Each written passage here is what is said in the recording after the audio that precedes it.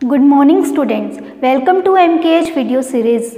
I am Shivani. Today we are going to start the remaining part of the chapter, that is human system.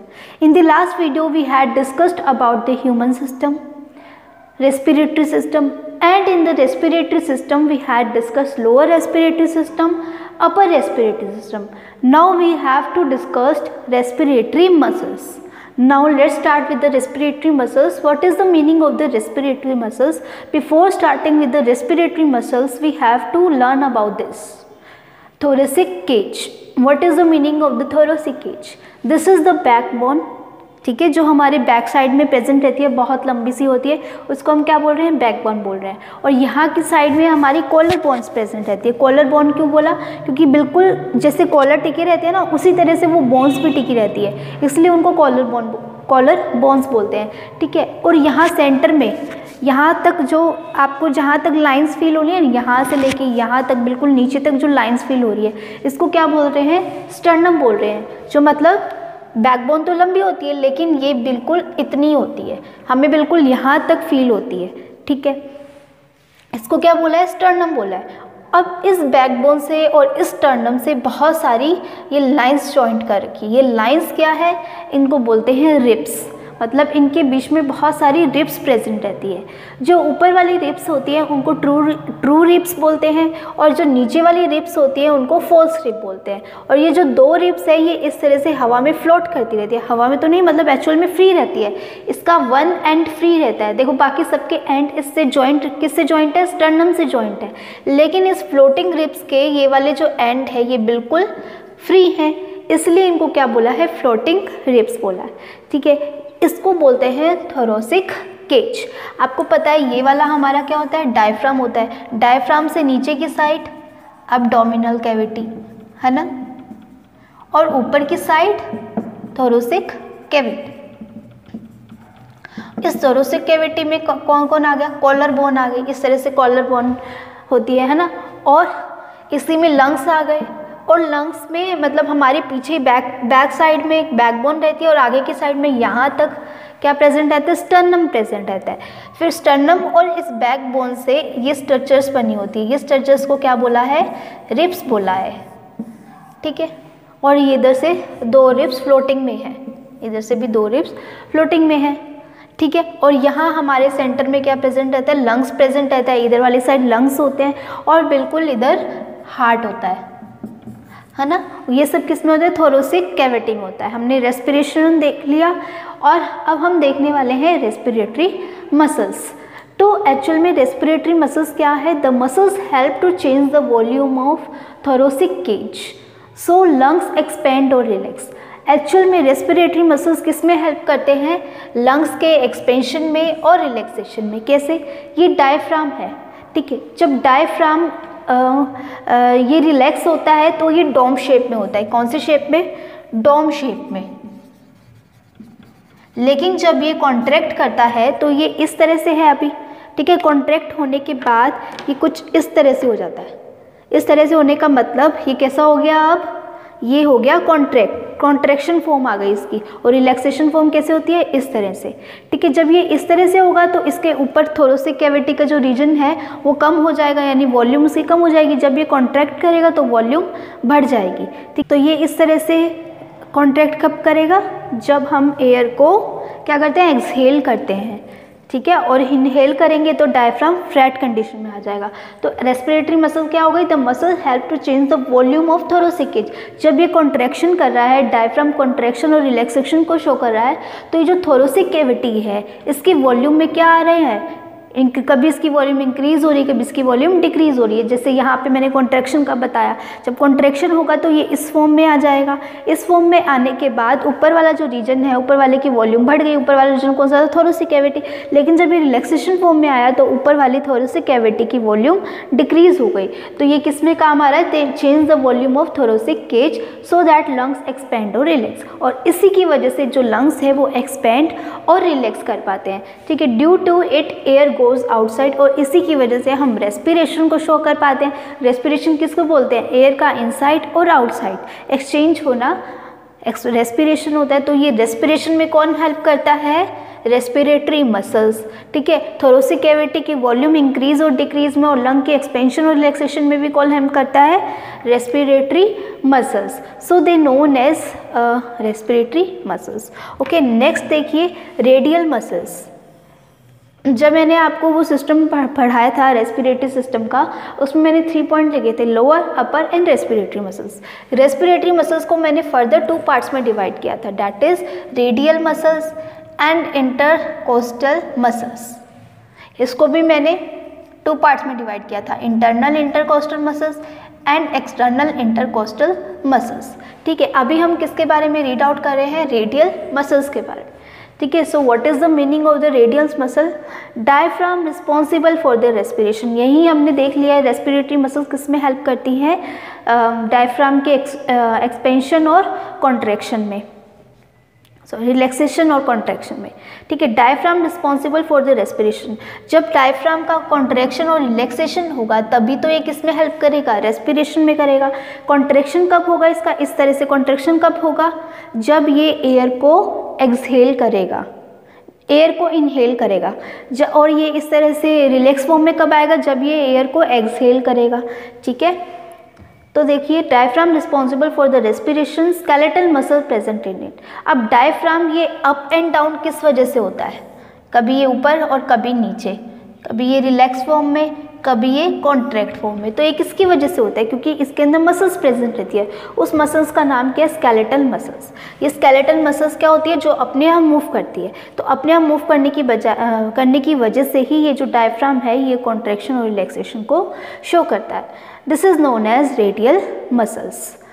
समझ में आया? Now अब ये जो contraction है, ये बात जो मैंने अभी बताई थोड़ी देर पहले, वो यहाँ दोबारा लिखा है। जब इनहेलेशन करेंगे तो डायफ्राम है वो फ्लैट कंडीशन में आ जाएगा, इसमें आ जाएगा। कब आएगा? इस तरह से हो जाएगा डायफ्राम, जब कॉन्ट्रैक्ट करेगा डायफ्राम, ठीक है। और जब रिलैक्स फॉर्म कैसी थी? ऐसे डोम शेप। तो डोम शेप में कब आएगा? जब वो एयर को एक्सहेल करेगा, और इसे क्या बोलते हैं? रिलैक्स फॉर्म, ठीक है। तो रेस्पिरेटरी मसल्स क्या थी? The muscles help to change the volume. ऐसी मसल्स जो थोरेसिक कैविटी के वॉल्यूम को चेंज करने में हेल्प करें उसको हम रेस्पिरेटरी मसल्स कहेंगे। रेडियल मसल क्या थी? Diaphragm is responsible for the respiration. जो डायफ्राम है उसके अंदर रेडियल मसल्स प्रेजेंट रहती है, और ये जो डायफ्राम है ये अपने आप मूव कैसे कर पाता है? अप एंड डाउन कैसे कर पाता है? Due to skeletal muscles. और डायफ्राम के अंदर और कौन सी मसल्स प्रेजेंट रहती है? रेडियल मसल्स प्रेजेंट रहती है, ठीक है, जिसकी वजह से किसको शो करता है? ये रेस्पिरेशन को शो करता है। अगर आपसे पूछ ले कि डायफ्राम रेस्पिरेशन किसकी वजह से शो करता है, तो आपका आंसर आएगा रेडियल मसल्स। अगर आपसे पूछ ले डायफ्राम कॉन्ट्रैक्शन और रिलैक्सेशन को किसकी वजह से शो करता है, then you answered as a skeletal muscles, okay. और आपसे ये भी पूछ लेंगे कि डायफ्राम फ्लैट कॉन्ट्रैक्शन कब होगा? जब डायफ्राम फ्लैट हो जाएगा। रिलैक्सेशन कब शो होगा? जब डायफ्राम डोम शेप में आ जाएगा और एक्सहेलेशन हो जाएगा, ठीक है। नेक्स्ट है इंटरकोस्टल मसल्स। इसका फुल फॉर्म क्या है? इंटरकोस्टल मसल्स, ठीक है। इंटरकोस्टल मसल को समझने से पहले एक बार इधर आइए, ठीक है। ये जो रिब्स है, रिब्स के बीच में ये जो स्पेस दिख रहा है आपको, ये स्पेस क्या है? इस स्पेस को बोलते हैं इंटरकोस्टल स्पेस, इंटरकोस्टल स्पेस। और इन स्पेस के बीच में जितनी भी मसल्स प्रेजेंट हैं उन मसल्स को क्या बोलेंगे? Intercostal muscles. The space between the two ribs, इन टू रिब्स के बीच का जो स्पेस है is called intercostal space, and muscles present in this space is known as ICM, यानी कि intercostal muscles. They help diaphragm in respiration. अब diaphragm को रेस्पिरेशन में भी हेल्प कौन करती है? इंटरकोस्टल मसल्स भी हेल्प करती है, ठीक है। और कौन हेल्प करती है? Radial muscles. मतलब ये रेडियल मसल्स तो डायफ्राम में प्रेजेंट रहती है, लेकिन एक्चुअल में रेस्पिरेशन में हेल्प कौन करती है? Intercostal muscles. अब ये इंटरकोस्टल मसल्स भी 2 टाइप्स की होती है, internal intercostal muscles, external intercostal muscles. हमें इंटरनल इंटरकोस्टल मसल्स के बारे में नहीं पढ़ना है, हमें किसके बारे में पढ़ना है? एक्सटर्नल इंटरकोस्टल मसल्स के बारे में पढ़ना है, ठीक है। So now let's see the physiology of respiration. In the physiology of the respiration, 2 types of the process, that is inspiration and expiration. What is the meaning of the inspiration? The taking air from atmosphere to lungs. Atmosphere से lungs में अगर oxygen जा रही है, air जा रही है, तो उसको हम क्या बोल रहे हैं, इंस्पिरेशन। अगर लंग्स से एटमॉस्फेयर में बाहर जा रही है तो उसको क्या बोलेंगे, एक्सपीरेशन। ठीक है, giving out of the air from lungs to atmosphere, atmosphere को वापस रिटर्न करना air is known as expiration. ठीक है, अब सबसे पहले इंस्पिरेशन में देखते हैं। इंस्पिरेशन एक तरह से क्या है, इनहेलेशन है, और एक्सपिरेशन एक तरह से क्या है, एक्सहेलेशन। इनहेलेशन में मैंने आपको बताया था कि जो डायफ्राम होता है वो क्या हो जाता है, कॉन्ट्रैक्ट हो जाता है। ठीक है, कॉन्ट्रैक्ट यानी कि फ्लैट हो जाता है ना। तो ये देखो, contraction in radius muscles and EICM यानी कि एक्सटर्नल इंटरकोस्टल मसल्स। किस में कॉन्ट्रैक्शन होगा, रेडियस मसल्स में एंड EICM में। रेडियस मसल में कॉन्ट्रैक्शन यानी कि डायफ्राम में कॉन्ट्रैक्शन होगा, EICM में कॉन्ट्रैक्शन यानी कि रिब्स में कॉन्ट्रैक्शन होगा। ठीक है, अब देखिए रेडियल मसल्स में कॉन्ट्रैक्शन हो रहा है यानी कि डायफ्राम में कॉन्ट्रैक्शन हो रहा है। तो जब डायफ्राम में कॉन्ट्रैक्शन होगा तो डायफ्राम कुछ इस तरह से डोम शेप में था। जब डोम शेप में था और ये कॉन्ट्रैक्ट हुआ तो कॉन्ट्रैक्ट होने के बाद इस तरह से बन गया। इस तरह से बनने के बाद थोरेसिक कैविटी का जो रीजन था, वॉल्यूम था, वो इंक्रीज हो गया। एंड EICM भी क्या हो रही है, कॉन्ट्रैक्ट हो रही है, यानी कि रिब्स जो है वो भी कॉन्ट्रैक्ट हो रही है, यानी कि ये वाले आगे वाली जो रिब्स है हमारी वो कुछ तरह बाहर निकल जाएगी, कुछ आगे की तरफ निकल जाएगी। इतनी भी आगे नहीं निकलेगी लेकिन थोड़ी बहुत आगे निकल जाएगी। ठीक है, तो इसको हम बोलते हैं कॉन्ट्रैक्शन ऑफ रिब्स। और जब रिब्स का रिलैक्सेशन होता है तो वो अंदर चली जाती है, और जब कॉन्ट्रैक्शन होता है तो वो बाहर की तरफ निकल जाती है। ठीक है, volume of the thoracic cavity increases and the pressure over lungs decreases. Pressure जो है लंग्स के ऊपर वो डिक्रीज हो जाएगा। ठीक है, प्रेशर डिक्रीज कैसे होगा, देखो यहाँ हमारी लंग्स है, ठीक है, इधर लंग इस तरह से, यहाँ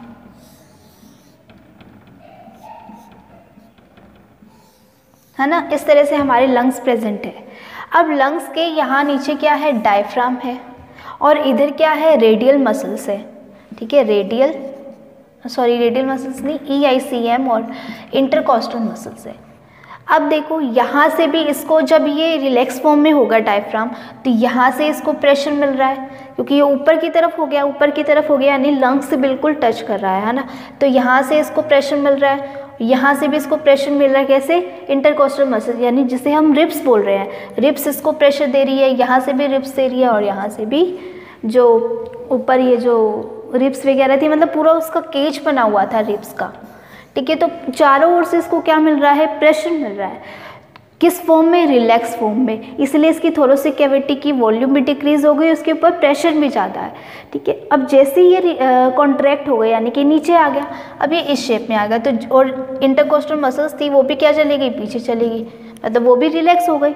तो यानी कि मतलब वो भी कॉन्ट्रैक्ट हो गई, यानी कि वो पीछे की तरफ निकल गई, आगे की तरफ निकलेगी, मैंने बताया अभी आगे की तरफ निकलेगी। तो जब ये आगे की तरफ निकलेगी तो इस लंग्स में प्रेशर क्या हो जाएगा, डिक्रीज हो जाएगा, क्योंकि यहाँ से भी प्रेशर हट गया, यहाँ से भी हट गया, और यहाँ से भी हट गया, सभी तरह से प्रेशर हट गया। तो यानी कि लंग्स का जो प्रेशर है वो अब डिक्रीज हो गया। और पहले रिलैक्स फॉर्म में क्या था, प्रेशर ज़्यादा था, प्रेशर ज़्यादा होने की वजह से एयर बाहर निकल जाती है। अब आप एक बलून का एग्जाम्पल ले लो, सपोज टू बी ये बलून है, ठीक है, अब इसके अंदर एयर फील्ड है, इस बलून के अंदर एयर फील्ड है।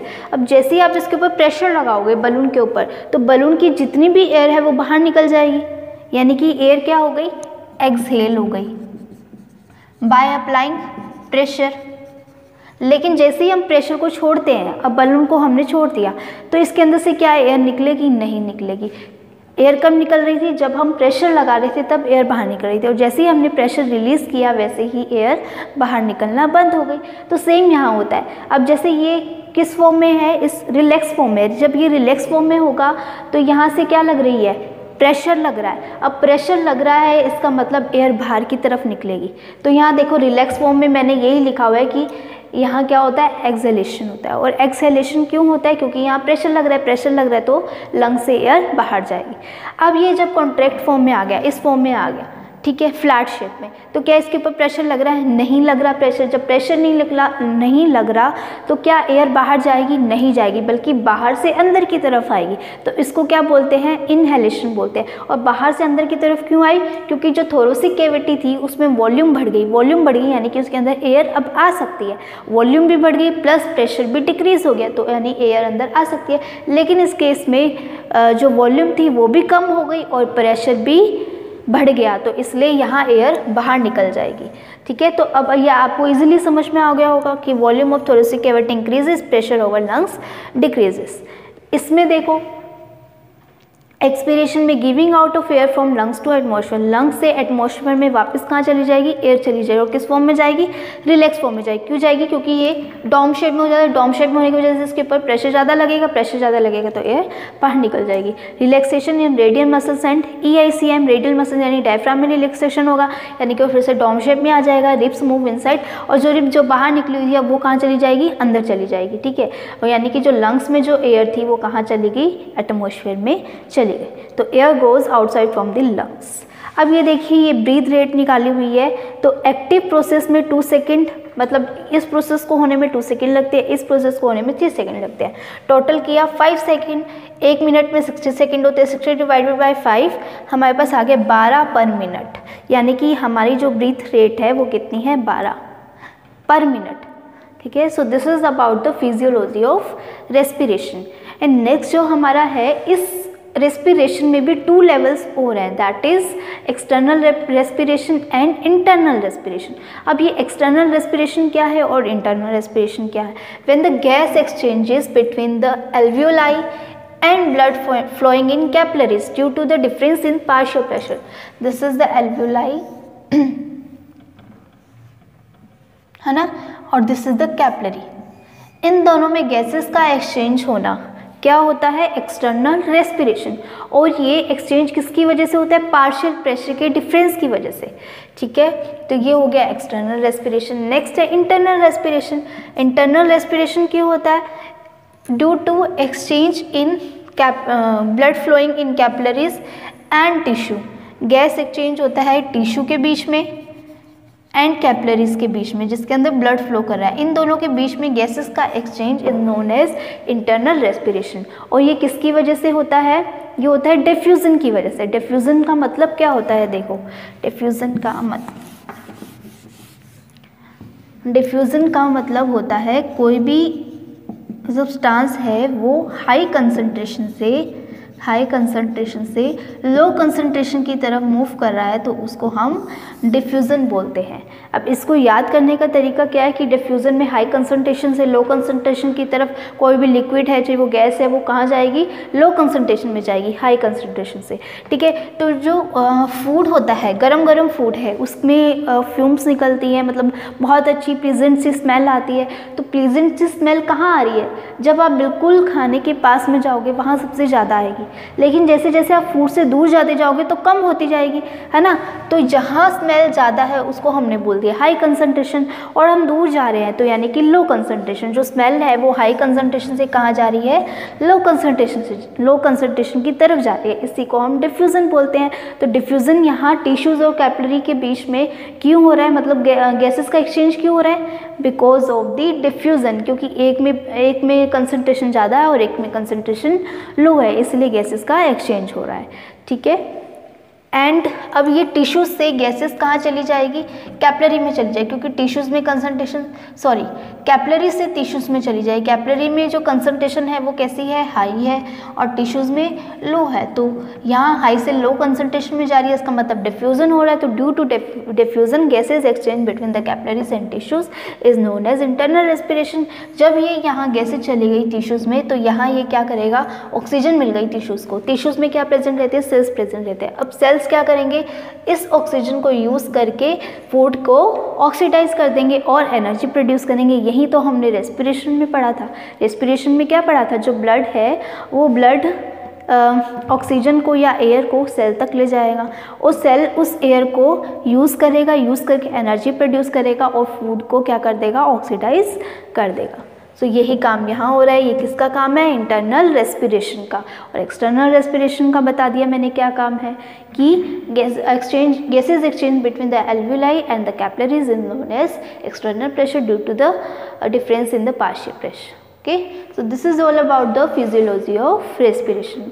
Now let's move forward. So our next system is blood and circulatory system. देखिए हमारी बॉडी में जो भी सब्सटेंसेस है उन सबको ट्रांसपोर्ट करने के लिए हमें एक मोड चाहिए। हमने क्या किया था? डाइजेशन की, फूड लिया, फूड का डाइजेशन हुआ, उसके बाद एब्जॉर्प्शन हुआ, एब्जॉर्प्शन के बाद क्या होगा? इसको कौन एब्जॉर्ब करेगा? ब्लड एब्जॉर्ब करेगा। और ये जो ब्लड है कहाँ तक पहुँचाएगा? इन न्यूट्रिएंट्स को जो भी एब्जॉर्ब की हैं ब्लड ने, उन न्यूट्रिएंट्स को सेल तक पहुँचाएगा और सेल उसका यूज़ कर लेगा। किसमें? एनर्जी प्रोडक्शन में। एनर्जी प्रोडक्शन में। तो देखिए जो एब्जॉर्ब न्यूट्रिएंट थे, इन एब्जॉर्ब न्यूट्रिएंट को सेल तक पहुंचाने का काम किसने किया है? ब्लड ने किया है। तो एक्चुअल में ब्लड क्या काम करता है? ट्रांसपोर्टेशन का काम करता है, यानी कि वेरियस न्यूट्रिएंट को या कोई भी और सब्सटेंस है उन सबको बॉडी के डिफरेंट पार्ट्स तक, डिफरेंट ऑर्गन्स तक पहुंचाने का काम किसका है? ब्लड का है। अगर कहीं पे ब्लड फ्लो रुक जाए, सपोज टू बी हमारे हाथ में ब्लड फ्लो रुक गया, ठीक है, हमें जो ज़रूरत है वो हमें जिस चीज़ की ज़रूरत है उस चीज़ को ब्लड यहाँ पहुँचा ही नहीं पा रहा। क्यों नहीं पहुँचा पा रहा? क्योंकि ब्लड ही नहीं आ रहा है इसके अंदर, इसके अंदर ही ब्लड का फ्लो रुक गया, तो हमारा ये हाथ ही काम करना बंद कर देगा। ठीक है, तो ब्लड किसका काम करता है? ट्रांसपोर्टेशन का काम करता है। तो मैंने यहाँ लिखा है the complex multi cellular organism need a transportation system. अब देखिए मैंने यहाँ मल्टी सेल्यूलर ऑर्गेनिज्म क्यों लिखा है, यूनिसेल्यूलर क्यों नहीं लिखा? क्या मल्टी सेल्यूलर में ही ट्रांसपोर्टेशन की ज़रूरत होती है, यूनिसेल्यूलर में नहीं होती? यहाँ भी तो एक क्वेश्चन बनता है। तो देखिए यूनिसेल्यूलर क्या होते हैं? यूनिसेल्यूलर में तो सिर्फ एक ही सेल प्रेजेंट होता है, only one cell is present. लेकिन मल्टी सेल्यूलर में, मल्टी सेल्यूलर इसके नाम में देखो, सेल्यूलर यानी सेल, मल्टी यानी बहुत सारे, इसमें बहुत सारे सेल्स प्रेजेंट होंगे। और जब इसके अंदर एक ही सेल्स प्रेजेंट है तो क्या इसको कहीं से ट्रांसपोर्ट करने की ज़रूरत है? नहीं है। तो इस यूनिसेल्यूलर में ट्रांसपोर्टेशन सिस्टम की ज़रूरत नहीं पड़ती। लेकिन जो मल्टी सेल्यूलर है, क्योंकि उसमें बहुत सारे सेल्स है, बहुत सारे ऑर्गन्स है, इसलिए मल्टी सेल्यूलर में ट्रांसपोर्टेशन सिस्टम की नीड पड़ती है। ठीक है, the complex multicellular organism need transportation system which circulates, जो क्या सर्कुलेट करते हैं? फूड मटेरियल्स को, गैसेस को, वेस्ट प्रोडक्ट को, etcetera. This system is known as circulatory system. Understood? Now next is human circulatory system. अब ये ह्यूमन सर्कुलेटरी सिस्टम क्या होता है? ये थ्री पार्ट्स में डिवाइडेड है। फर्स्ट है ब्लड, सेकेंड है हार्ट और थर्ड है ब्लड वेसल्स। ये तीनों मिलकर एक ह्यूमन सर्कुलेटरी सिस्टम का फॉर्मेशन करते हैं।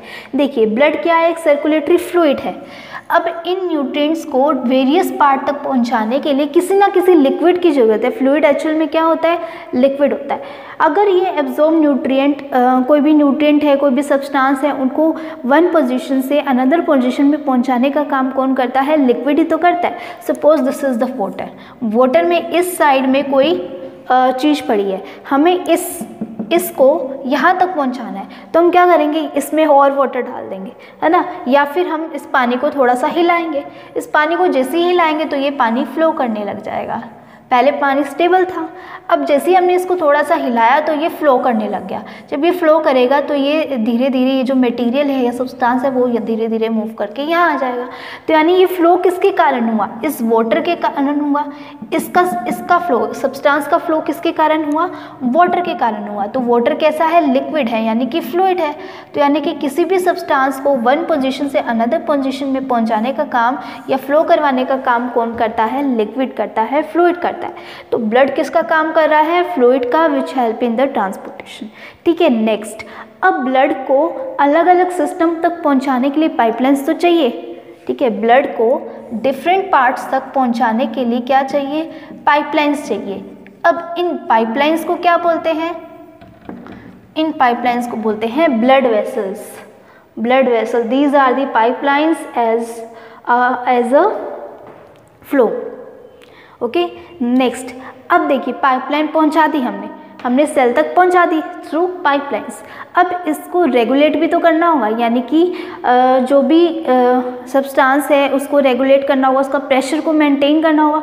अब प्रेशर को मेंटेन करने के लिए जो सिस्टम है उसका नाम है heart. It act as a pump. Okay, so हम धीरे धीरे करके इन तीनों के बारे में डिटेल में डिस्कस करेंगे। तो सबसे पहले पढ़ते हैं हम ब्लड के बारे में।